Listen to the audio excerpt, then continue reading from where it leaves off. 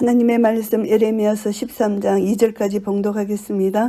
여호와께서 이같이 내게 이르시되 너는 가서 뱃띠를 사서 내 허리에 띠고 물에 두지 말라 하시기로 내가 여호와의 말씀대로 띠를 사서 내 허리에 띠니라. 아멘.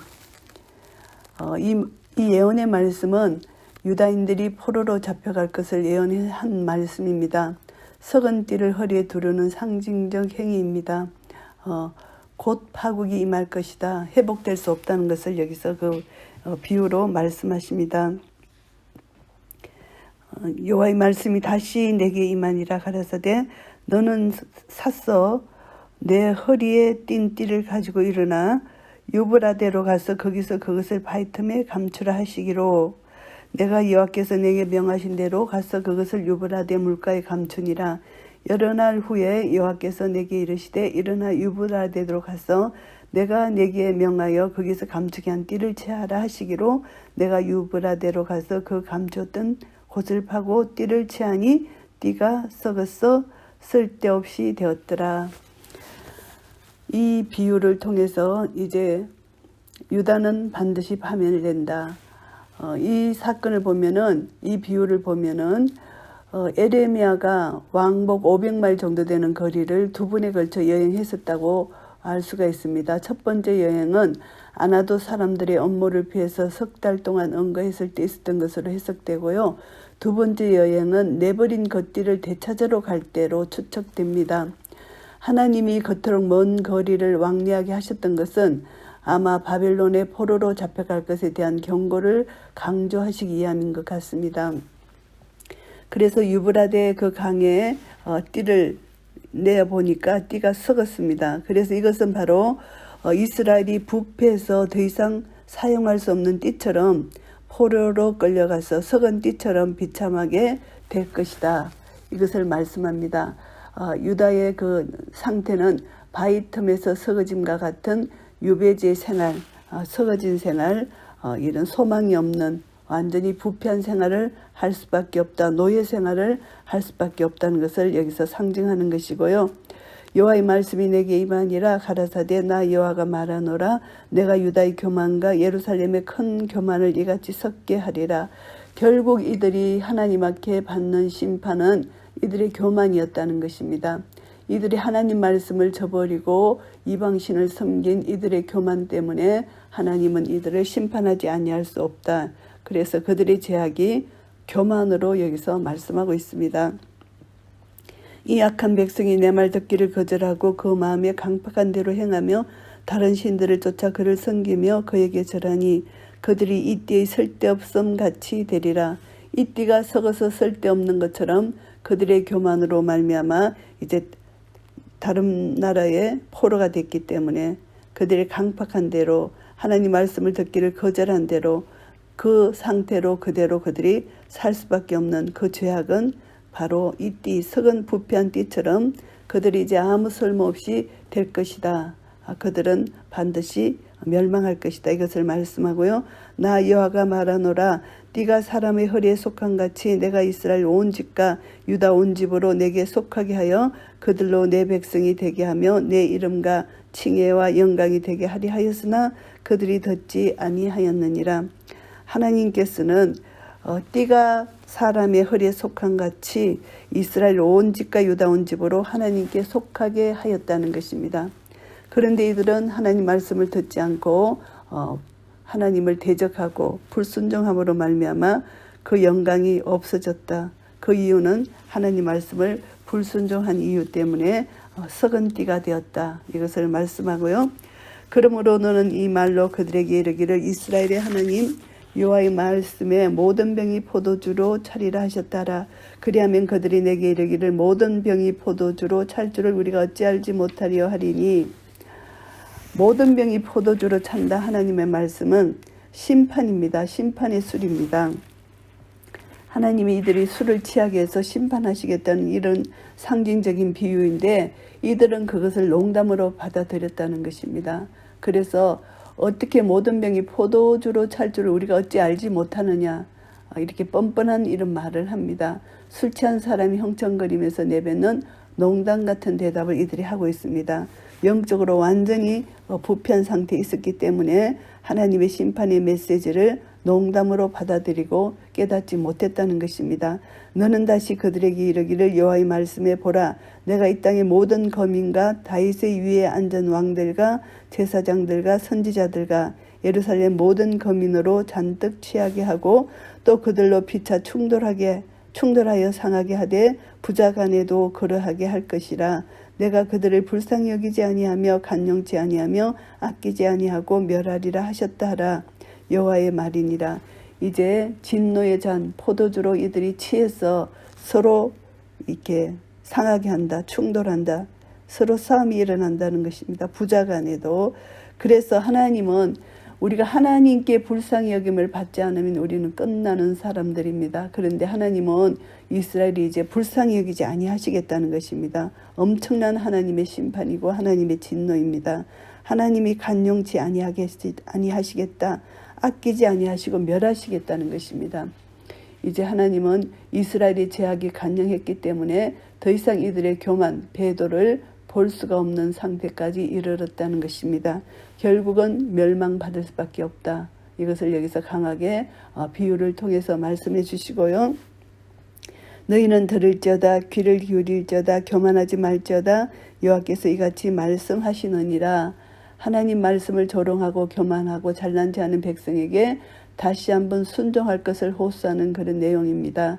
하나님께 대한 교만과 자만심을 버릴 것을 경고하는 말씀인데요. 하나님은 진노 중에도 긍휼을 베푸시는 하나님이시기 때문에 회개하고 돌아오는 자는 하나님이 구원해 주신다는 것을 알게 됩니다.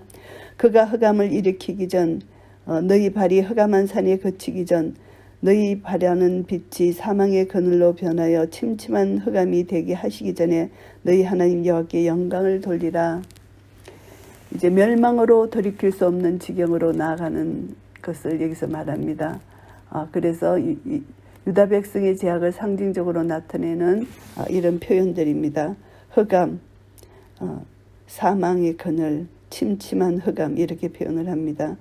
그렇게 그 심판이 다가오기 전에 너희는 회개하고 하나님께 영광을 돌리라 이렇게 다시 한번 충고 경고의 말씀을 하시고요. 너희가 이를 듣지 아니하면 나의 심령이 너희 교만을 인하여 은근히 곡할 것이며 여호와의 양무리가 사로잡힘을 인하여 눈물을 흘려 통곡하리라.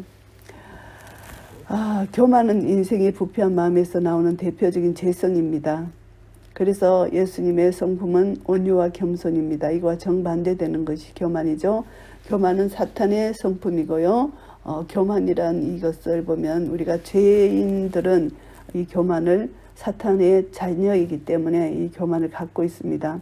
이방 종교에서 이제 교만이 또 오염되는 그런 것도 이방 종교도 자기가 멋대로 신을 정해서 하는 것 이것이 인간의 교만이죠.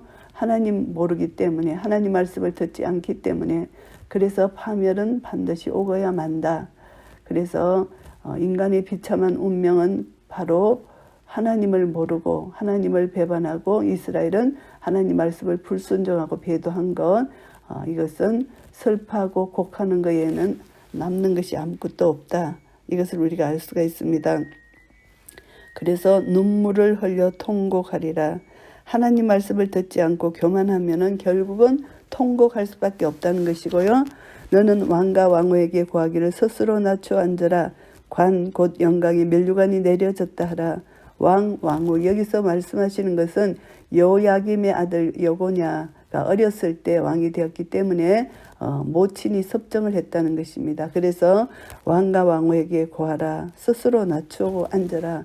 겸손하라는 것입니다. 영광의 면류관이 내려졌다 하라. 파멸이 온다는 것을 말씀합니다. 남방의 성읍들이 봉쇄되고 열자가 없고 유다가 다 잡혀가되 온전히 잡혀가도다. 하나님이 열면 닫을 자가 없는 것처럼 하나님이 닫으면 열 자가 없는 것처럼 하나님의 능력, 하나님 선포된 말씀 그대로 이루어진다. 포로로 잡혀갈 것이라는 것을 말씀합니다.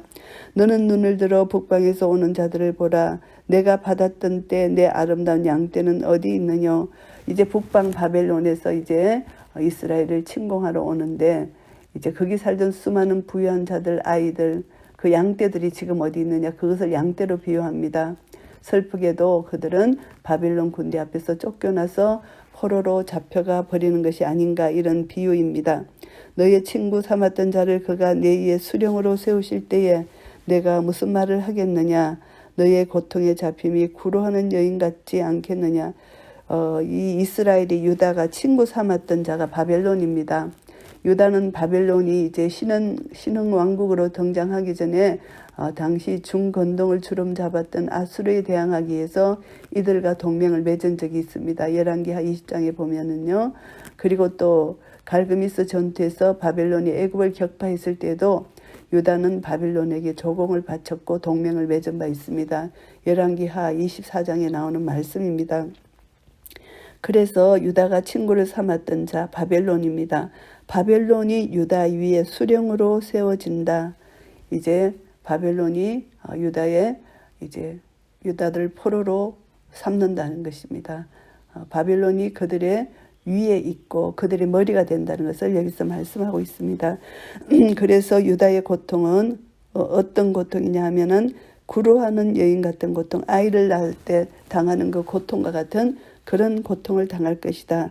내가 심중에 이르기를 어찌하여 이런 일이 내게 임하였는가 하겠으나 내 제약이 크므로 내 치마가 들리고 내 발꿈치가 상함이니이다. 치마가 들리고 발꿈치가 상하는 수치와 모욕을 당할 것이다. 이렇게 하나님께서 심판을 경고하는 말씀입니다. 그 이유는 이들이 언약을 버렸고 다른 신들에게 절하고 우상을 섬겼기 때문에 하나님은 더 이상 이들을 두고 보실 수가 없습니다. 그래서 그것은 치마가 들린다는 수치, 모욕, 성폭행을 당한 것처럼 이렇게 묘사를 하고 있습니다. 구스인이 그 피부를 표범이 그 반접을 변할 수 있느냐 할 수 있을진데 악에 익숙한 너희도 선을 행할 수 있으리라. 구스인, 검정 피부를 갖고 있는 그 피부, 절대 그 피부는 변할 수 없다는 것입니다. 아무리 좋은 비누를 사용해도 그 피부 색깔은 절대 바꿀 수가 없다. 표범이 그 반점을 변할 수 있느냐 할 수 없다는 것입니다.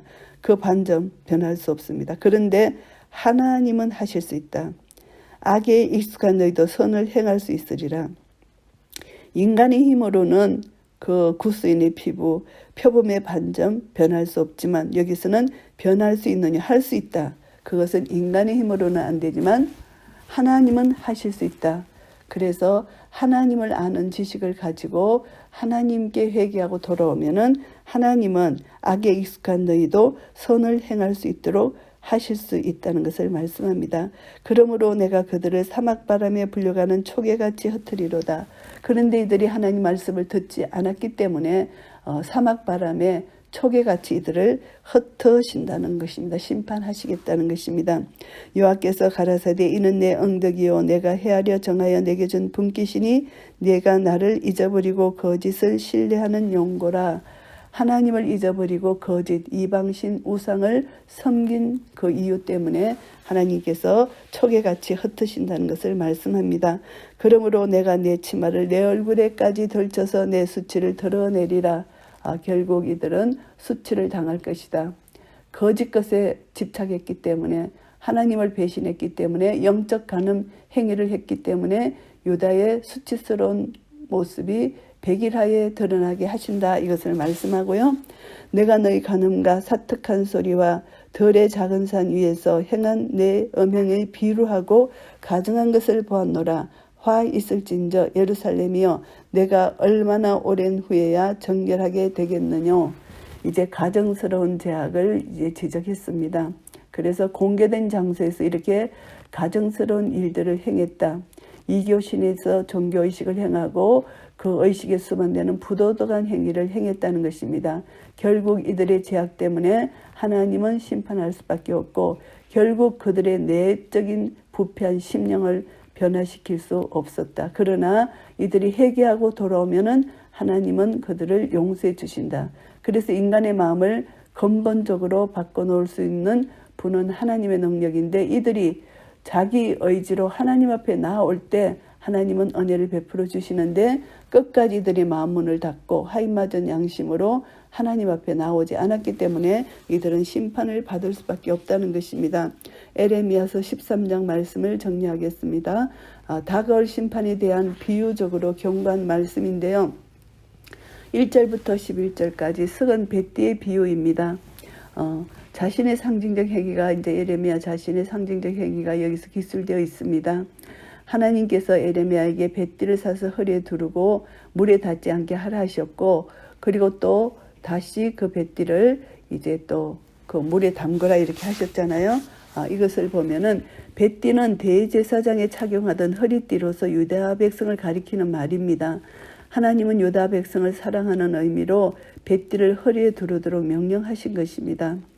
그런데 이제 여러 날 후에 하나님께서 선지자에게 이제 그 뱃띠를 이제 유브라 강에 숨겨라 하셨잖아요.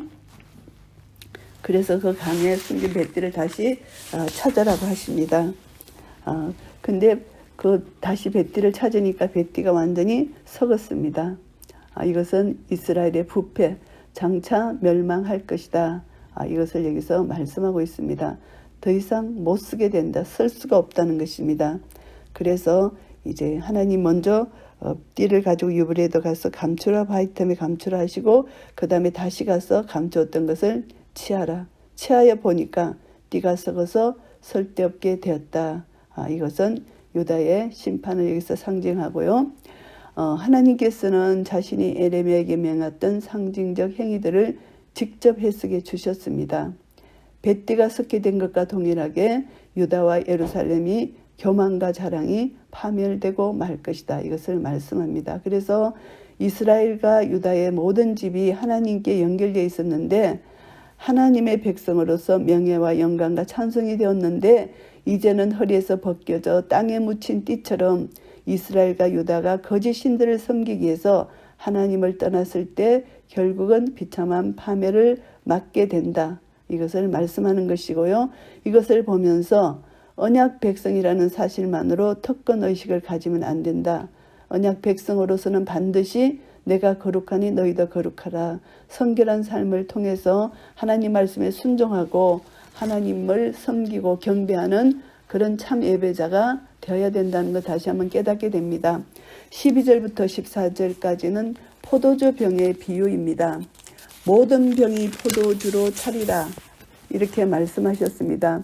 그래서 모든 병에 포도주를 채운다는 이 사실은 포도주 병의 당연한 기능입니다.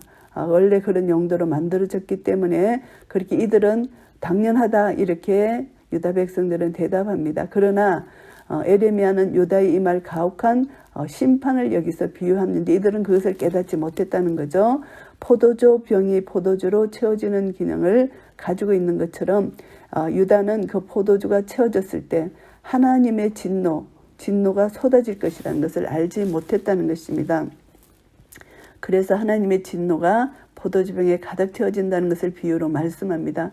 모든 백성이 술에 취해서 서로 싸우고 이렇게 충돌하는 그런 일이 있을 것이다. 이게 심판의 선언이고 메시지입니다.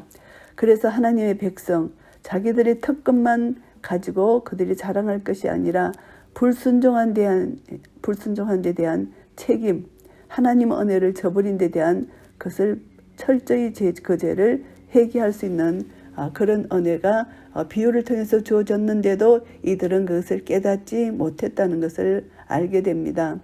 15절부터 27절까지는 최종 경고입니다. 에레미야 선지자는 유다에게 다가오는 새벽빛이 심판의 전조가 된다고 밝힙니다. 흑암 속에서 새벽을 기다리는 행위는 희망의 상징으로 나타나는데 하나님의 말씀을 거역한 유다에게는 오히려 멸망의 서곡으로 등장할 것이다. 이것을 말씀합니다. 이들에게 소망이 다 끊어졌다. 그래서 언약을 어긴 유다에게 다가오는 이 시간은 재앙과 진노의 날에 불과하다. 왕관 유다 백성에게 임할 파멸의 결과를 충분히 알고 있는 에레미야 선지자는 백성의 운명에 대해서 깊은 슬픔을 느끼며 통곡하게 됩니다. 에레미야 선지자는 왕과 왕후를 향해 겸손하도록 권고합니다. 그래서 이제 이런 권고를 무시한 왕은 결국 바벨론으로 잡혀가서 수욕을 당하게 되고요. 또 에레미야 선지자는 지도자들에게 북방으로부터 다가오는 군대들을 직시하라고 권면하고 있습니다. 바벨론은 결국 유다의 잔인한 감독이 되어서 고난과 모욕을 안겨주고 이제 이 유다는 해산하는 여인의 고통과 같이 고통을 경험하게 된다는 것입니다. 그 이유는 바로 유다의 제약입니다. 이 제약은 검은 피부를 가진 구스인 그것을 병케할 수 없고 표범이 반점을 제거할 수 없는 것처럼 이들이 죄가 너무 깊이 빠져 있습니다. 스스로는 이들이 개조할 능력이 없다는 것입니다. 그래서 하나님이 하시지 않으면 이들은 어떻게 구제될 수가 없다. 그래서 이들은 하나님께로 회개하고 나아오면은 하나님이 회복시켜 주실 것이라는 것을 거듭 말씀합니다. 그러나 결국은 이들이 회개하고 돌아오지 않았기 때문에 이제 초계처럼 흩어진다. 바람으로 초계같이 흩어진다. 바람에 날려서 그것을 여기서 심판의 비유로 말씀해 주십니다. 그래서 이들은 결국 하나님을 버리고 이방신 우상을 숭배한 것, 죄의 대가라는 것, 그것을 말씀하고요. 그래서 하나님의 징계는 공의의 하나님이시기 때문에 죄를 철저히 심판하실 수밖에 없다. 언약 백성이 그 언약을 어기고 불순종했을 때는 하나님이 반드시 심판을 하시고, 그리고 또 언약 백성이 아닐지라도 그 죄의 심판은 하나님이 공의 심판을 하십니다. 하나님은 유대인이나 이방인이나 하나님 말씀으로 돌아와서 순종하는 자에게, 하나님을 경배하는 자에게는 하나님이 구원을 베풀어 주시는 것입니다. 그래서 우리는 다시 한번 하나님께 은혜를 받은 자, 예수 그리스도로 말미암아 구원받은 자 우리가 되었습니다. 이제 하나님 말씀을 다시 한번 되새기고 말씀에 순종하여 내 안에 계신 예수 그리스도가 이 땅에 나타날 때 세상이 빛과 소금이 될 수 있습니다. 내 안에 예수 그리스도가 계십니다. 내 안에 생명의 말씀이 계십니다. 이 말씀을 온전히 순종할 때 내 안에 계신 예수 그리스도가 나타납니다. 예수님이 나타나시면 그것이 예수님의 인격이 되고 예수님의 삶이 됩니다. 내가 곧 예수 그리스도가 내 안에 계시고 내가 예수 그리스도 안에 있기 때문에 예수 그리스도는 나에게 의와 거룩함과 구속함이 되셨습니다. 이런 은혜를 날마다 누리며 나를 통해서 예수 그리스도가 나타날 때 하나님의 영광이 나타나며 이 땅의 흑암이 빛으로 드러나 하나님 나라가 이 땅에 확장되며 우리 주 예수 그리스도의 재림의 그날까지 소망 가운데 주님을 전가하며 누리는 한 분 한 분 되시기를 예수 그리스도 이름으로 축복합니다. 아멘.